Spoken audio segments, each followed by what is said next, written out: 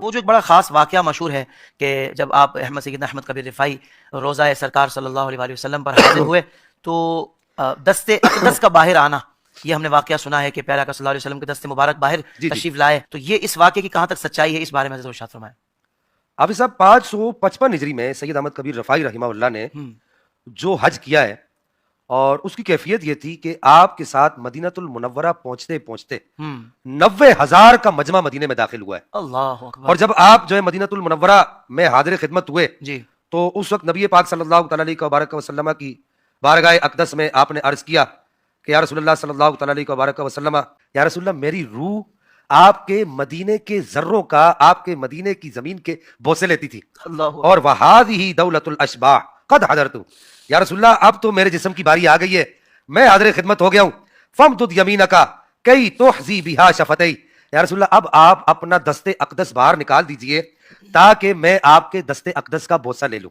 سبحان اب یہاں پر حافظ صاحب یہ ہوتا ہے، اس طرح کی جو اولیاء کرام کی کرامات ہیں جی اس میں دو پہلو ہیں، جی، ایک تو اس ولی کی کرامت ہے اور دوسرا نبی پاک صلی اللہ تعالی علیہ وسلم کا وہ معجزہ ہے۔ سبحان اللہ۔ کیا کہانیاں کرا رہے ہو؟ کیا یہ نبی کی تعلیمات ہے؟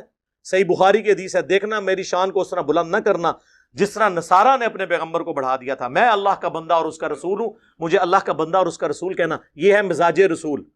بخاری مسلم دونوں میں حدیث ہے، حضور کی وفات کے دن چل رہے تھے، اما عائشہ کہتی ہیں نبی علیہ السلام تکلیف کی وجہ سے بار بار چہرے اطہر سے چادر ہٹاتے اور کہتے لعن اللہ الیہود والنصارى اتخذوا قبور انبیاء مساجدا، اللہ کی لعنت ہو یہود و نصارہ پر، انہوں نے اپنے نبیوں کی قبروں کو سجدہ گاہ بنا دیا تھا۔ اور پھر اما عائشہ کہتی ہیں یہ حضور اس لیے بات کر رہے تھے کہ ہمیں ڈرا رہے تھے کہ میری وفات کے بعد میری قبر کے ساتھ یہ کام نہ کرنا۔ اور اما عائشہ کے الفاظ ہیں بخاری مسلم میں، اگر ہمیں یہ ڈرنا ہوتا کہ لوگ رسول اللہ کی قبر پہ سجدے شروع کر دیں گے تو میں حجرے کو اوپن چھوڑ دیتی، جس کا جب دل چاہے وہ آ جائے قبر مبارک پہ۔ بخاری مسلم دونوں میں حدیث ہے، اما عائشہ کہتی ہیں نبی علیہ السلام کی وفات کے دن چل رہے تھے، آپ بیماری کے عالم میں تھے اور آپ کی دو بیویاں حضرت ام سلمہ اور ام حبیبہ بیٹھی ہوئی آپس میں یہ بات کر رہی تھی۔ جب ہم حبشہ گئے تھے نا ہجرت پہ، وہاں ہم نے ماریا نام کا ایک گرجا دیکھا تھا جس میں تصویریں لٹک رہی تھی، تو نبی علیہ السلام اپنی بیماری میں متوجہ، انہوں نے کہا یہی ان کی خرابی تھی، ان میں جب کوئی نیک آدمی فوت ہو جاتا اس کی قبر پہ سجدے شروع کر دیتے، اس کی تصویریں لٹکا دیتے، قیامت والے دن یہ بدترین مخلوق بن کے اٹھیں گے۔ یہ ہے مزاج رسول۔ ابو داؤد کی حدیث ہے میری قبر پہ میلہ مت لگانا، تم دنیا کے کسی بھی حصے میں درود پڑھو گے میرے تک پہنچ جائے گا، درود کے لیے بھی قبر پہ میلہ نہ لگانا، سلام عرض کر کے بس آگے۔ صلوات بر محمد وآل محمد، اللہم صلی علی محمد وعلی آل محمد۔ یہ ہے مزاج رسول۔ ان لوگوں میں کامن سینس بھی نہیں ہے، اور پھر ان کے پاس پتہ کیا ہوتا ہے آخری اربا، اچھا ہمارے بزرگ تو غلط ہوئے، یہ فلانا نے بھی لکھا ہے، او فلانا بھی کیڑا ہے۔ اور جب ہم قرآن و حدیث کی روشنی میں حضرت معاویہ رضی اللہ تعالیٰ عنہ کے حضرت مولا علی رضی اللہ تعالیٰ عنہ علیہ السلام کے خلاف خروج کو صحیح سمجھتے نہیں ہیں، احترام کے دائرے میں اختلاف رکھتے ہیں، تے بابے تے شاہی کوئی نہیں، بابے تے شاہی کوئی نہیں، کی دی تونس لاندے ہو سانو بابیاں دی؟ ہاں دونس لگاؤ مجھے ابو بکر عمر عثمان و علی کی کہ یہ ان کا عقیدہ تھا، میں مانوں گا، خلفائے راشدین ہیں، ان کی پیروی کا حکم ہے، علیکم بسنتی وسنت الخلفاء الراشدین المہدیین۔ ابو داؤد میں حدیث ہے، یہ ترمذی میں موجود ہے، مشکات میں موجود ہے، لگاؤ دونس۔ لیکن یہ آپ کے اپنے عقیدے بنائے ہوئے ہیں اور آپ ہمیں کہہ رہے ہو کہ ہم پابند ہیں، تو مولوی دی عقل پوری جی ہوندی ہے، اے ویڈیو جو چڑھے گی لتر پریٹ نہیں ہونی انہاں دی۔ یہ اس ویڈیو کے بعد دنیا کا ہر مسلمان جو اپنے آپ کو فرقے سے منسوب نہیں کرتا، یہ ویڈیو سن کے ان کے بڑے سے بڑے زندہ یا مردہ مفتی کے ساتھ بیٹھ سکتا ہے، عقائد میں بات۔ ہاں، اور تیسرا عقیدہ میں نے المحنت سے بتایا تھا کہ یہ کہتے ہیں کہ نبی علیہ السلام کی قبر مبارک میں جو حیات ہے دنیا کی سی ہے۔ کہتے ہیں نہیں، وہ ہم نے دنیاوی نہیں کہا، دنیا کی سی کہا ہے۔ دیکھو کیسے نے، دنیا کی سی ہے تو دنیا کی زندگی میں تو سانس ہوتا ہے، کھانا پینا ہوتا ہے، ٹائلٹ ہوتا ہے، کیا قبر مبارک میں یہ ہے؟ اوے شہید جو رسول اللہ کے دین پہ جان دیتا ہے اس کی زندگی کا آپ کو شعور نہیں۔ نبی علیہ السلام کی تو قبر مبارک میں زندگی جنت کی وہ تو اتنی عرفہ والا برزخی ہے. قرآن کہتا ہے وَلَا تَقُولُوا لِمَنْ يُقْتَلُ فِي سَبِيلِ اللَّهِ أَمْوَاتٌ بلکہ بل احیاء وَلَٰكِن لَا تَشْعُرُونَ. مت مردہ کہو ان لوگوں کو جو اللہ کی راہ میں مار دیے جائیں، بلکہ وہ زندہ ہے لیکن تمہیں شعور نہیں. یہ کہتے نہیں ہمیں شعور ہے. دنیا کسی ہے، دنیا کسی کہاں سے ہوگی؟ وَمِن وَرَائِهِمْ بَرْزَخٌ إِلَىٰ يَوْمِ يُبْعَثُونَ سورۃ المومنون. ان کے مرنے سے لے کر قیامت تک برزخ ہے، ان سین بیریئر. وہ جی حدیث ہے مسند ابی جعلہ میں الانبیاء احیاء فی قبورہم یصلون. نبی اپنی قبروں میں زندہ نمازیں پڑھتے ہیں. اور مسلم شریف میں حدیث ہے کہ موسیٰ علیہ السلام کو نبی صلی اللہ علیہ وآلہ وسلم نے سفر معراج میں اپنی قبر میں نماز پڑھتے ہوئے دیکھا ہوا قائم یصلی فی قبری. بالکل ہم مانتے ہیں، لیکن قبر مبارک آج کھولیں کوئی نبی آپ کو نماز پڑھتا ہوا نظر نہیں آئے گا. جیسے دفنایا گیا تھا ویسے ہی جسم مبارک سلامت نظر آئے گا. وہ نماز بھی برزخی ہے. شب معراج جو صحیح مسلم میں آتا ہے، نبی علیہ السلام نے اتنے سارے انبیاء کی امامت فرمائی، وہ بھی برزخی ہے. وہ دنیا کی زندگی ہے ہی نہیں ہے.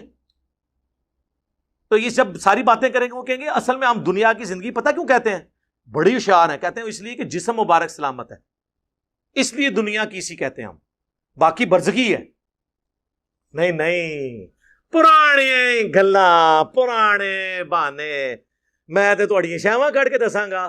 فضائل حج میں شیخ زکریا کاندلوی نے لکھا ہے کہ 90,000 لوگوں کی موجودگی میں حضور کی وفات کے 550 سال کے بعد 555 ہجری میں شیخ عبد القادر جیلانی رحمۃ اللہ علیہ کے مرید شیخ احمد رفاعی قبر اطہر پہ جب اشعار پڑھ رہے تھے تو قبر سے ہاتھ باہر نکلا، کیونکہ انہوں نے کہا یا رسول اللہ اپنا ہاتھ نکالے، میں نے بوسہ دینا ہے.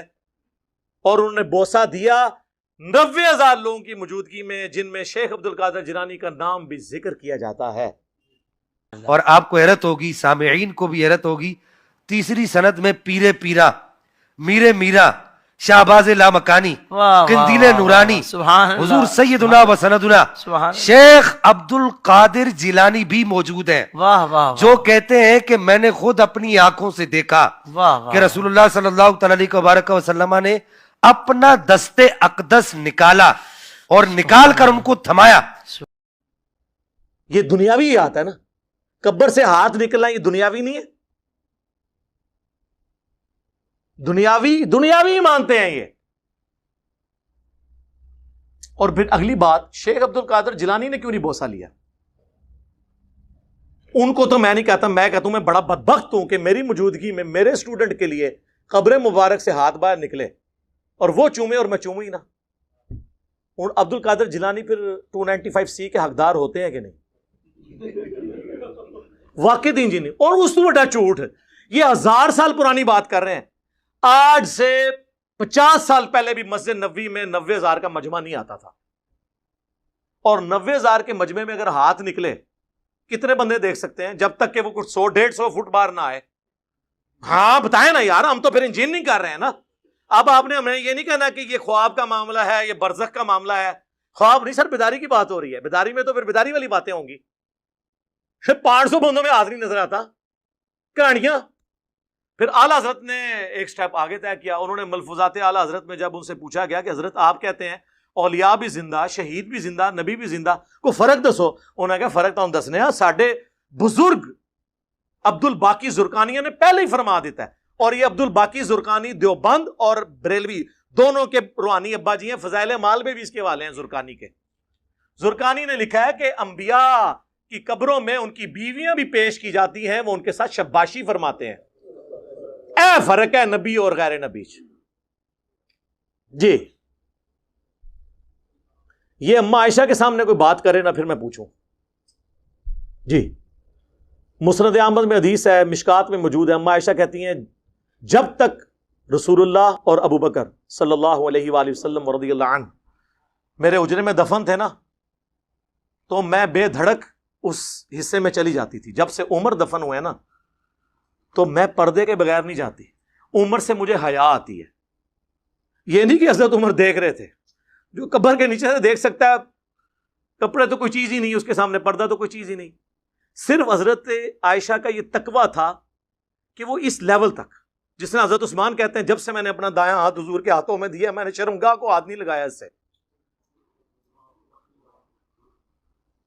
آپ کوئی کہے گا ان کو کہ کبھی ضرورت پڑ جاتی ہے، انہوں نے اپنے اوپر یہ لازم کر لیا تھا کہ یہ ہاتھ اب اپنی شرمگاہ کی طرف بھی نہیں اٹھے گا، چاہے جائے کہ میں اس کو کسی غیر کی طرف اٹھاؤں، کیونکہ حضور کے ہاتھوں میں ہاتھ دیا ہے. تو یہ صحابہ کا تقویٰ ہوتا تھا، یہ اماں عائشہ کا تقویٰ تھا کہ میں ادھر جو ہے بغیر پردے کے بھی نہیں جاتی، میں اتنا پردے کا اہتمام کرتی ہوں. اس اماں عائشہ کے سامنے کوئی یہ بات کرے کہ جی نبی کی بیویاں قبروں میں پیش کی جاتی ہیں، وہ شباشی کرتے ہیں، اور جی جنت میں حوریں نہیں ملیں گی، تو وہ جنت کا باغ ہے، حضور علیہ السلام کی قبر جنت کا ٹکڑا ہے. او بھائی یہ حوراں ملنیاں نے قیامت قائم ہونے تو بعد جدو لوگ جنت پہنچ جان گے. خدا دا نہ ہے کہ کام کر لگے ہو، اور کتنی جھوٹی تعویلات آپ کر رہے ہو بابوں کی بات کو. یہ قرآن حدیث میں کہاں لکھا ہے؟ کہتے ہیں نہیں اس میں گستاخی کون سی؟ گستاخی یہ ہے کہ بخاری اور مسلم دونوں میں حدیث ہے، جس نے میری طرف جھوٹ منسوب کیا وہ اپنا مقام جہنم میں دیکھ لے. اب مجھے بتاؤ کہ رسول اللہ نے کب فرمایا کہ میری قبر میں بیویاں مجھ پہ پیش کی جائیں گی؟ بتاؤ، تم نے رسول اللہ پہ جھوٹ باندھا ہے.